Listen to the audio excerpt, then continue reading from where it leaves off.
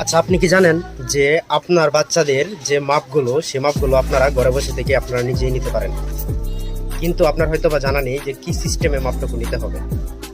আসলে একটি কাজের উপরে ডিপেন্ড করে সর্বপ্রথম একটি মাপ। কারণ মাপটা যদি পারফেক্টলি হয় তাহলে কাজ করা খুবই সহজ। তো কিভাবে আপনি মাপটা নেবেন সেই সম্পূর্ণ একটি ভিডিও আপনাদের সামনে আমরা নিয়ে আসলাম।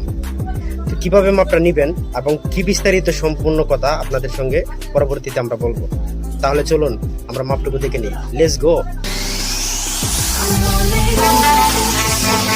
প্রথমে নিয়ে নিলাম আমাদের লম্বা মাপ। লম্বা মাপটা নেওয়ার পর আমাদের নিতে হবে বডির মাপ।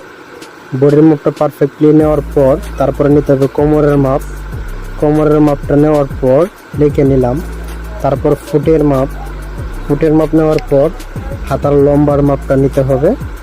হাতার লম্বার মাপটা নেওয়ার পরেই আমাদের পাঞ্জাবির মাপ মোটামুটি শেষ। এবার শুধু কলারের মাপটা নিলেই ওকে। তো কলারের মাপটুকু নিয়ে নিলাম, তারপরে পায়জামার যে লম্বার মাপটা নিয়ে নিলাম ওকে।